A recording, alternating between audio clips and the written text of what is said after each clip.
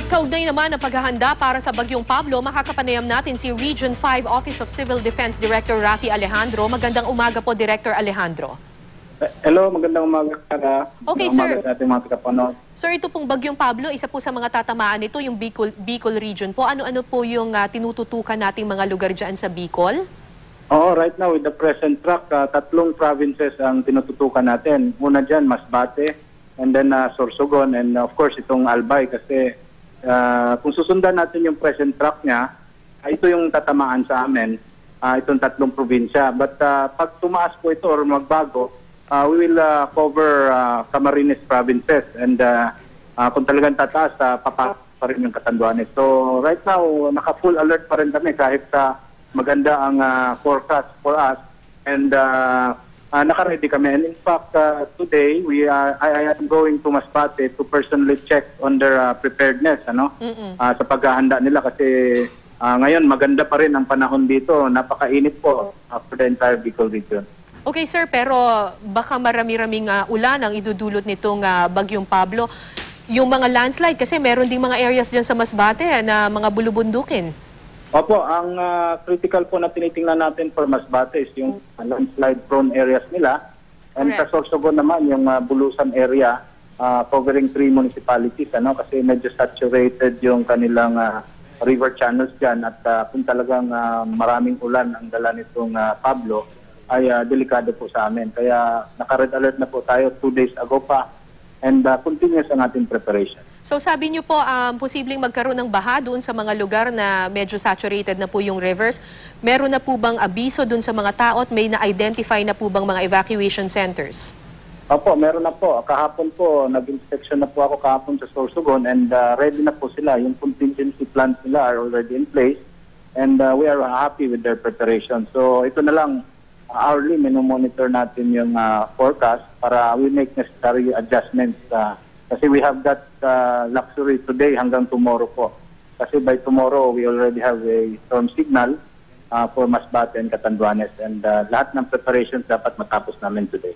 Director Alejandro, yung mga landslide prone areas dun sa mga bulubunduking lugar dyan po sa Masbate, may possibility ba na magkaroon tayo ng preemptive evacuation? Opo, malaki pa rin ang possibility na we will recommend preemptive evacuation sa critical areas. So, pero call po yan ng local government unit and that is one of my objective ngayon sa pagpunta doon is to identify and to confirm kung ano yung mga areas na ito and kung ano po ang assistance na pwede namin ibigay sa kanila kung kailangan po nila. So we will inspect yung preparations nila and make the necessary adjustments today po kasi we have ample time pa naman. But at the moment, maganda po ang panahon dyan sa Bicol region. Opo, napakaganda ng panahon ngayon, napakainit po. Kaya that is isa pong tinitingnan namin pag masyadong mainit, baka biglang pumunta rito. So kaya red alert pa rin po kami kahit maganda po ang forecast for Bicol region. Pinapakita po namin ngayon sa video yung ilan sa mga kagamitan dyan po sa Albay pagdating po sa rescue operations. Doon sa ibang mga lalawigan po, doon sa iba pong, doon po sa ibang mga lugar katulad ng Masbate at saka Catanduanes, meron din bang the same kind of preparation at equipment pagdating po sa pagre-rescue? Meron po silang mga equipment, Kompleto naman po. Information po, kahapon, nag-activate tayo ng joint task force, composed of different uniform services, yung mga disaster unit nila. And ito ay pwersa na pwedeng mag-augment anywhere dito sa Bicol. Kasi we will check kung talagang lahat naman ng LGUs ay may mga basic equipment and resources to handle situations. But talagang kailangan naman ng augmentation. And ito nga, binuo namin itong Joint Task Force Pablo na pwedeng i-augment sa kanila once makita natin na kailangan talaga. And we will determine that today. Director Alejandro, naka-ready po tayo mag-augment.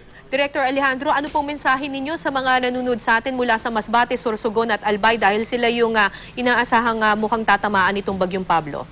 Ang mensahe natin for today is to keep monitoring and of course to cooperate with the authorities, lalo na yung mga kababayan natin nasa critical areas or landslide prone or flood prone areas. Kasi ngayon po, we will really decide kung talagang kailangan natin mag-conduct ng preemptive evacuation. So we're hoping tuloy-tuloy itong magandang for this.